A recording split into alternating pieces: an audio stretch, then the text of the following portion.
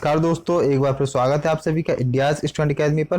दोस्तों आज की इस वीडियो में हम डिस्कस करने वाले हैं फिजिक्स के क्वेश्चन जो कि पीएटी की 2019 की परीक्षा में पूछे गए।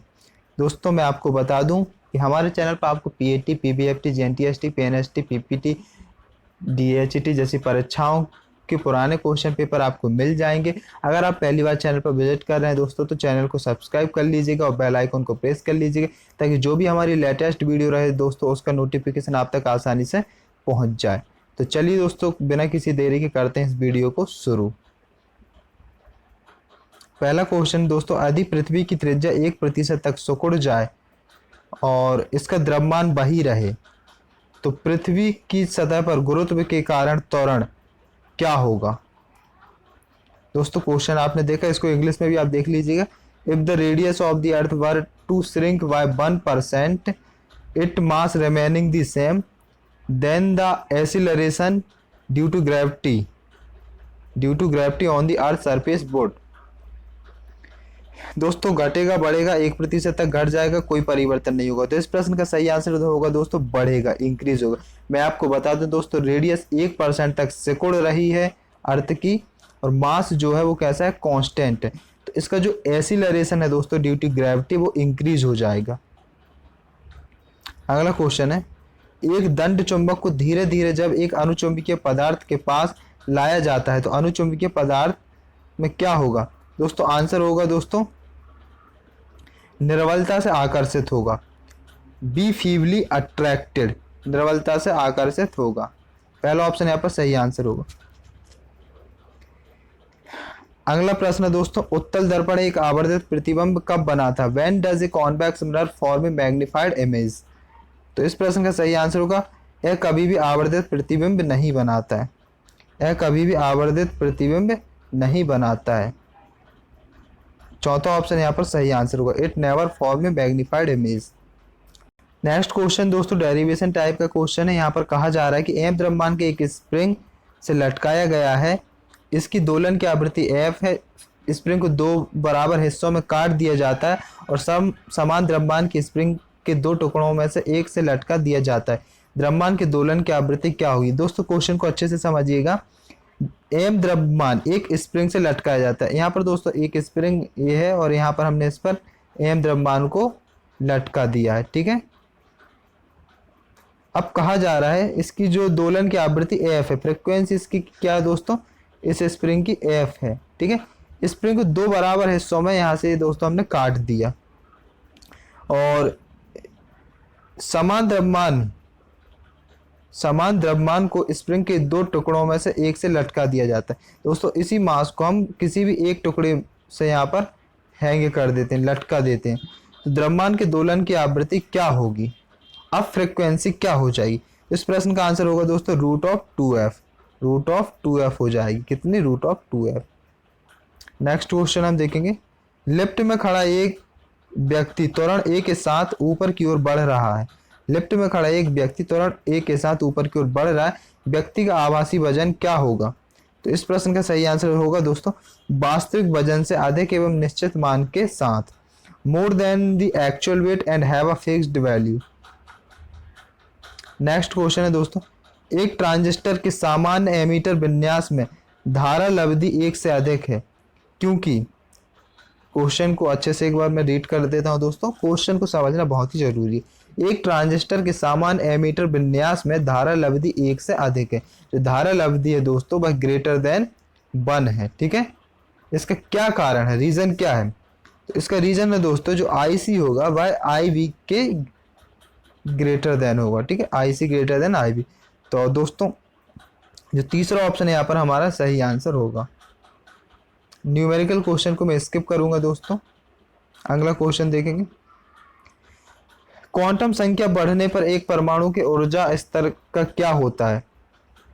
एक परमाणु का ऊर्जा स्तर स्थिर रहता है, एक परमाणु का ऊर्जा स्तर घटता है, एक परमाणु का ऊर्जा स्तर बढ़ता है। निम्न परमाणु संख्या के लिए ऊर्जा स्तर और उच्च परमाणु संख्या के लिए वृद्धि। तो इसका आंसर होगा एक परमाणु का ऊर्जा स्तर घटता है, डिक्रीज होता है, ठीक है। जो एनर्जी लेवल होता है दोस्तों एक परमाणु का क्या होता है, वो डिक्रीज होता है। दूसरा ऑप्शन यहाँ पर हमारा सही आंसर होगा। अगला क्वेश्चन है, घूर्णी गति संभव है, रोटेशनल मोशन इज पॉसिबल। केवल 2 या 3 विमीय गति में, केवल 1 या 2 विमीय गति में, केवल 1 विमीय गति में, केवल 3 या 1 विमीय गति में, केवल 2 या 3 विमीय गति में। Only in 2 and 3 dimensional motion, केवल 2 या 3 विमीय गति में। पहला ऑप्शन यहाँ पर हमारा सही आंसर होगा।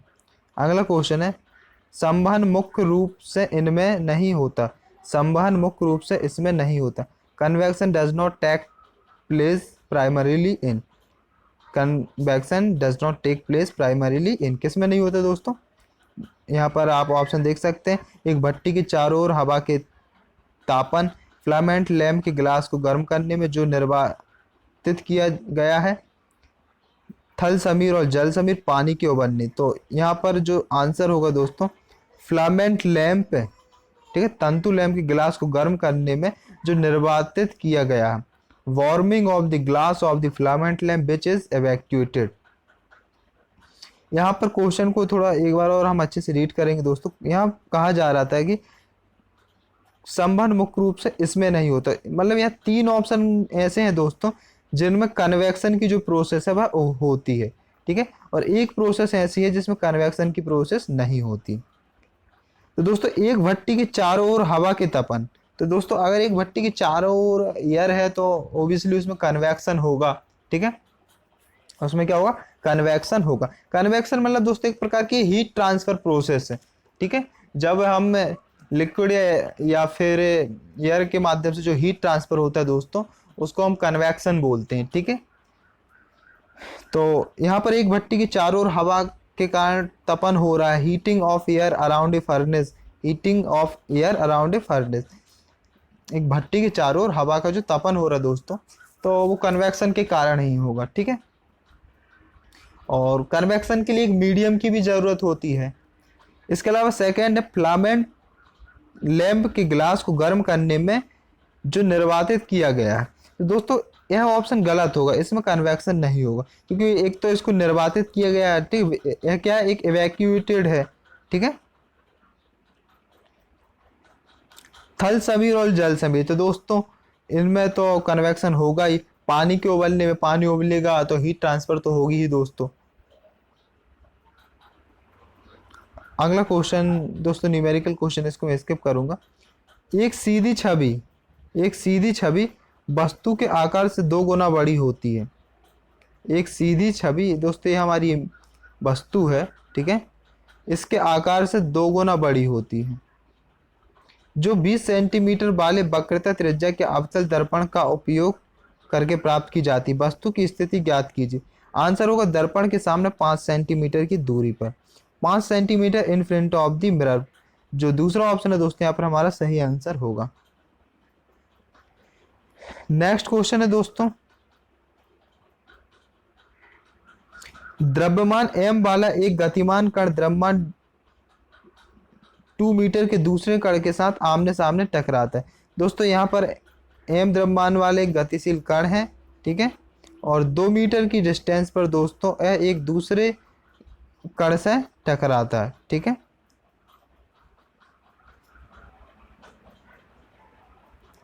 और इसमें चिपक जाता है। ये जो कण है दोस्तों इसमें आके क्या हो जाता है? चिपक जाता है।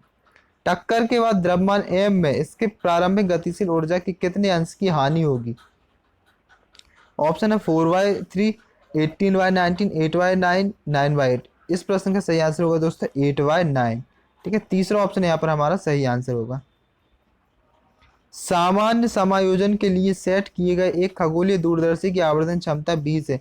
यदि अभिदृश्य की फोकस दूरी 1.0 मीटर है तो नेत्रिका की फोकस दूरी क्या होगी? दोस्तों न्यूमेरिकल क्वेश्चन है, इनको फॉर्मूला यूज करके हमें सॉल्व करना पड़ेगा, तो अभी मैं इनका आंसर बस बताता हूँ, ठीक है। इनको हम सेपरेट वीडियो लेक्चर में देखेंगे। 5 सेंटीमीटर इसका आंसर होगा। यहाँ पर अगला जो क्वेश्चन है दोस्तों वह है 10 सेंटीमीटर और -20 सेंटीमीटर फोकस लंबाई वाले दो लेंस संपर्क में रखे गए। अनंत पर रखी वस्तु का प्रतिबिंब खालिस्तान दूरी पर संयोजन द्वारा निर्मित होगा। 20 सेंटीमीटर, 10 सेंटीमीटर, 30 सेंटीमीटर, अनंत 20 सेंटीमीटर। इस प्रश्न का सही आंसर क्या होगा? 20 सेंटीमीटर। 20 सेंटीमीटर। ठीक है, पहला ऑप्शन यहाँ पर हमारा सही आंसर होगा।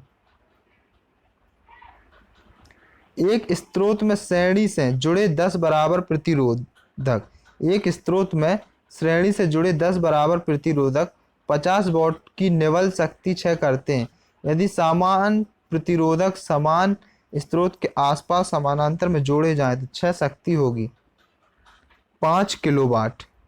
तीसरा ऑप्शन यहाँ पर हमारा सही आंसर होगा 5 किलोवाट। अगला क्वेश्चन है, एक फेरे के गोलाकार पास के रूप में धारा प्रवाहित एक तार कुंडली के केंद्र पर एक चुंबकीय क्षेत्र B उत्पन्न करता है। उसी तार की दो फेरों वाली कुंडली में पासित किया जाता है ठीक है, और वह समान धारा बाहित करती है। केंद्र पर चुंबकीय क्षेत्र का नया मान क्या होगा? इस प्रश्न का आंसर होगा दोस्तों 4B। दोस्तों जो क्वेश्चन आपको समझ में नहीं आ रहा है उनको वीडियो को पॉज करके आप उनको अच्छे से रीड कर सकते हैं। ठीक है, यहाँ कहा जा रहा है कि एक फेरे के गोलाकार पास के रूप में धारा प्रवाहित एक तार कुंडली के केंद्र पर एक चुंबकीय क्षेत्र B उत्पन्न करता है। उसी तार के दो फेरों वाली कुंडली में पासित किया जाता है। ठीक है, और वह समान धारा बाहित करती है। केंद्र पर चुंबकीय क्षेत्र का नया मान क्या होगा? आंसर होगा 4B। अगला क्वेश्चन है दोस्तों, डेरिवेशन टाइप का क्वेश्चन है। एक कण त्रिज्या r वाले गोलाकार पथ पर एक नियत चाल v से गतिमान है और t समय में गोलाकार पथ को तय करता है। कण का त्वरण क्या होगा? दोस्तों जो कण का त्वरण होगा वो होगा 2 पाई v divide by T. 2 pi v divide by T. दूसरा ऑप्शन हमारा सही आंसर होगा। एक पारदर्शी का अपवर्तनांक, एक पारदर्शी सामग्री का अपवर्तनांक बैंगनी रंग के लिए अधिकतम होता है। बैंगनी रंग के लिए अधिकतम होता है। चौथा ऑप्शन यहाँ पर हमारा सही आंसर होगा।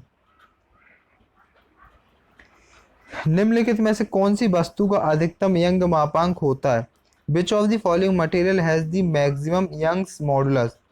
तांबा, स्टील, लकड़ी, रबर। इस प्रश्न का सही आंसर होगा स्टील।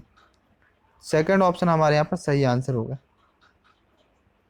निम्नलिखित में से कौन सा कथन एक सरल आवर्त गति के संबंध में सही है? साम्यावस्था पर त्वरण अधिकतम होता है, माध्य अवस्था पर स्थितिज ऊर्जा अधिकतम होती है, कण पर कार्यरत बल चरमावस्था पर अधिकतम होता है, माध्य अवस्था पर गतिज ऊर्जा न्यूनतम होती है। इस प्रश्न का सही आंसर होगा कण पर कार्यरत बल चरम अवस्था पर अधिकतम होता है। कण पर कार्यरत बल चरम अवस्था पर अधिकतम होता है। तो दोस्तों यहाँ पर जो तीसरा ऑप्शन है यहाँ पर हमारा है सही आंसर होगा। The force acting on the particle is maximum at the extreme position. Next question दोस्तों डेरिवेशन टाइप के क्वेश्चन में इसको स्किप करूंगा। अगला क्वेश्चन है हमारा, एक आरेखीय त्रिपरमाणु गैस के लिए स्थिर आयतन पर मोलर विशिष्ट ऊष्मा होती है। एक आरेखीय त्रिपरमाणु गैस के लिए स्थिर आयतन पर मोलर विशिष्ट ऊष्मा होती है। आंसर होगा दोस्तों 3R। तीसरा ऑप्शन, पहला ऑप्शन दोस्तों हमारा सही आंसर होगा 3R। अगला क्वेश्चन न्यूमेरिकल क्वेश्चन, इसको स्किप करूंगा, इसको देख लेते हैं दोस्तों। दी गई पीतल की छड़ी का व्यास 2 mm है। दी गई पीतल की छड़ी है दोस्तों, इसका जो व्यास है वो कितना है 2 mm है। पीतल का यंग मापांक 9 × 10⁹ न्यूटन पर मीटर स्क्वायर है। इसकी लंबाई को 0.2% तक फैलाने के लिए आवश्यक बल है दोस्तों। आंसर होगा 18 पाई न्यूटन। ठीक है, 18 पाई न्यूटन। दोस्तों न्यूटन को हम केजी मीटर पर सेकंड स्क्वायर भी लिख सकते हैं। तो यह कभी कभी एग्जाम में पूछ लिया जाता है, तो यह आपको मालूम होना चाहिए। ठीक है, नेक्स्ट क्वेश्चन आप देखेंगे दोस्तों, काफ़ी न्यूमेरिकल पूछे जाते हैं फिजिक्स में। एक चुंबकीय क्षेत्र में रखी एक कुंडली में उत्पन्न प्रेरित ईएमएफ खालिस्तान पर निर्भर करता है। एक चुंबकीय क्षेत्र में रखी एक कुंडली में उत्पन्न प्रेरित ईएमएफ खालिस्तान पर निर्भर करता है। कुंडली से जुड़े चुंबकीय प्रवाह के परिवर्तन की दर, चुंबकीय क्षेत्र, कुंडली की मोटाई, कुंडली का क्षेत्रफल। आंसर होगा दोस्तों कुंडली से जुड़े चुंबकीय प्रवाह के परिवर्तन की दर। ठीक है, rate of change of magnetic flux linked with the coil.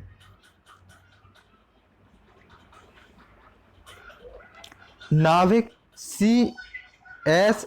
नाभिक 6C13 एंड 7N14 को खालिस्तान के रूप में वर्णित किया जा सकता है। संभारिक नाइट्रोजन के समस्थानिक, कार्बन के समस्थानिक, सम न्यूट्रॉनिक। तो इस प्रश्न का सही आंसर होगा दोस्तों सम न्यूट्रॉनिक, आइसोटोन। चौथा ऑप्शन यहाँ पर सही आंसर होगा। सार्वभौमिक गुरुत्वाकर्षण स्थिरांक का आयामी सूत्र है। The dimensional formula for the universal gravitational constant is m की पावर -1, l की पावर 3, t की पावर -2। यहाँ पर दोस्तों जो पहला ऑप्शन हमारा पास सही आंसर होगा। आयतन प्रत्यास्थता गुणांक का विमीय सूत्र है। बल्क मॉडुलस का विमीय सूत्र क्या है दोस्तों? m l इनवर्स t की पावर -2। यहाँ पर है हमारा सही आंसर होगा।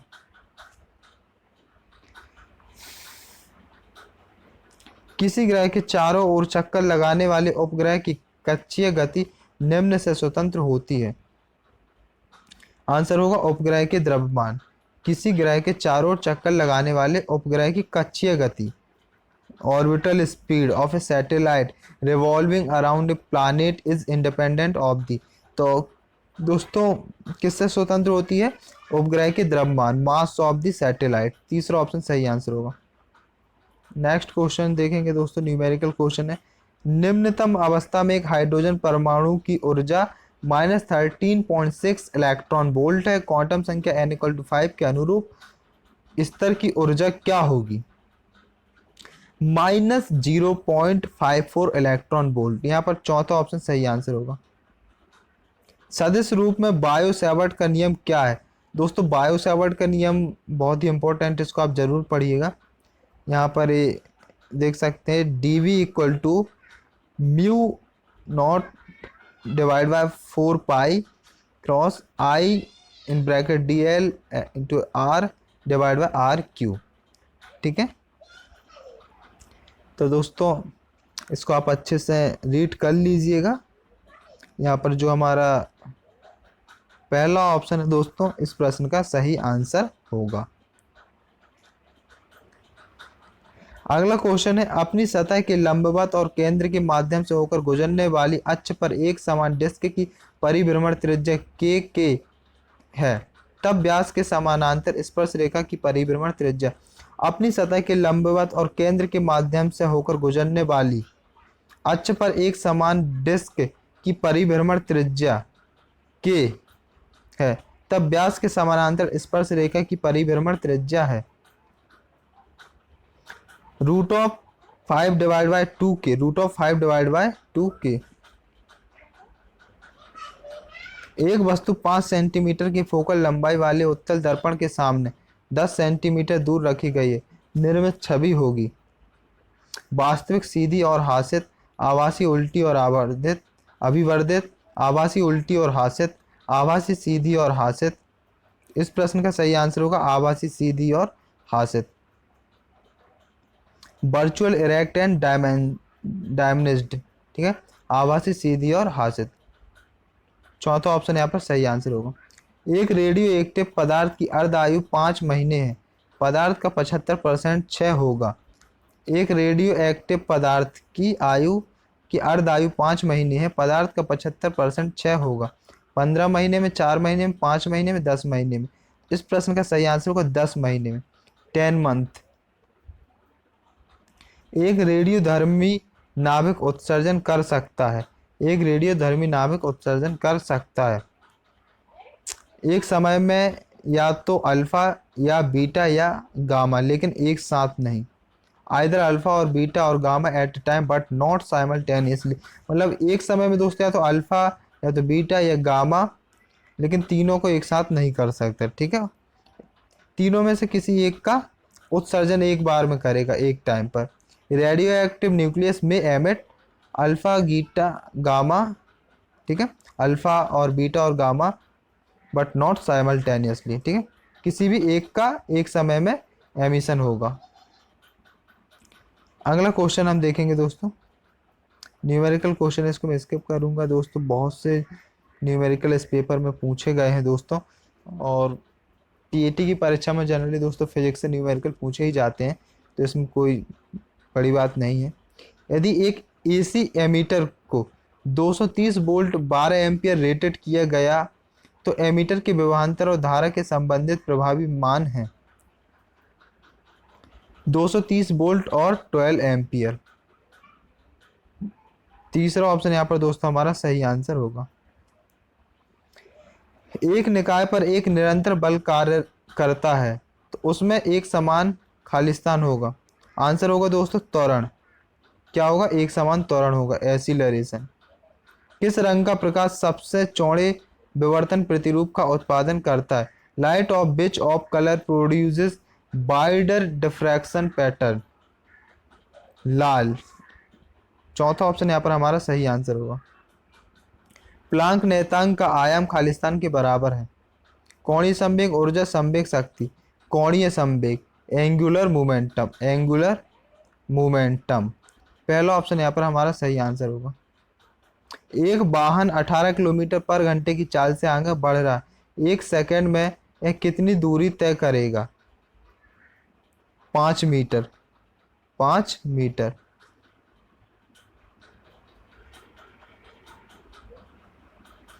8 मीटर के एक तार को पूर्व पश्चिम दिशा में रखकर 4 मीटर पर सेकंड के वेग से क्षेत्र 0.3 क्रॉस 10 की पावर -4 वेबर पर मीटर स्क्वायर के लंबवत गिराया जाता है। WV पर मीटर स्क्वायर के लंबवत गिराया जाता है। तार में प्रेरित EMF होगा दोस्तों, आंसर होगा 0.96 एम वोल्ट। ठीक है, 0.96 एम वोल्ट। ठीक है, दूसरा ऑप्शन हमारा सही आंसर होगा। न्यूमेरिकल क्वेश्चन दोस्तों, इसको मैं स्किप करूंगा दोस्तों। यहाँ पर इस क्वेश्चन को देखते हैं कैसा क्वेश्चन है। नाइट्रोजन गैस में Cp - Cb = A और ऑक्सीजन गैस में Cp - Cb = B के लिए A और B के बीच का संबंध निम्न द्वारा दिया जाता है। तो दोस्तों Cp - Cb = A nitrogen gas के लिए है और ऑक्सीजन गैस के लिए Cp - Cb = B। ए और बी के बीच का संबंध किसके द्वारा दिया जाता है? तो आंसर होगा दोस्तों A = B। A = B। दूसरा ऑप्शन हमारे यहाँ पर सही आंसर होगा। अगला क्वेश्चन है दोस्तों, दो बिंदु आवेश +6 माइक्रोकूलम और +4 माइक्रोकूलम एक दूसरे को 10 न्यूटन के बल से विकर्षित करते हैं। ठीक है, रिपल करते हैं। यदि इन आवेशों में से प्रत्येक में -6 माइक्रोकूलम आवेश जोड़ा जाता है तो बल होगा। इसको मैं इंग्लिश में भी रीड कर देता हूं दोस्तों। 2 point charges of +6 microcoulomb and +4 microcoulomb repel each other with a force of 10 Newton. If a charge of -6 microcoulomb is added to each of these charges, then the force will be। तो जो force होगा दोस्तों यह क्या होगा? 0 होगा। तीसरा option हमारा सही आंसर होगा। ये फिर न्यूमेरिकल आ गए दोस्तों, इसको मैं स्किप करूंगा। यहाँ पर एक क्वेश्चन देखते हैं। दी गई आकृति में दिखाए गए एक ट्रांसफार्मर की प्राथमिक कुंडली में धारा होगी। दोस्तों इसकी प्राथमिक कुंडली में धारा क्या होगी यहाँ पर हमें बताना है। ठीक है, एक साइड दोस्तों ये जो वोल्ट है दोस्तों 440 वोल्टेज, एक साइड 44 वोल्टेज है। ठीक है, और यहाँ पर 440 ओम का एक रेजिस्टेंस है। तो जो धारा होगी दोस्तों वो वह होगी 0.01 एम्पियर। 0.01 एम्पियर। दूसरा ऑप्शन यहाँ पर दोस्तों हमारा सही आंसर होगा। ठीक है, तो दोस्तों यहाँ पर हमने कुछ क्वेश्चन देखे जो कि लास्ट ईयर की परीक्षा में पूछे गए हैं। और मैं आपको बता दूं दोस्तों कि लास्ट ईयर के क्वेश्चन पेपर को पढ़ना बहुत ही ज़रूरी होता है, क्योंकि यहाँ से हमें एक आइडिया लग जाता है किस प्रकार के क्वेश्चन परीक्षा में पूछे जाते हैं, क्वेश्चंस का लेवल कैसा होता है, इजी, टफ, मीडियम और किस प्रकार का होता है। तो यह आपको एक आइडिया लग जाता है। तो दोस्तों अगर वीडियो अच्छा लगा हो तो लाइक करिएगा, शेयर करिएगा और चैनल को सब्सक्राइब करना मत भूलिएगा। थैंक यू दोस्तों।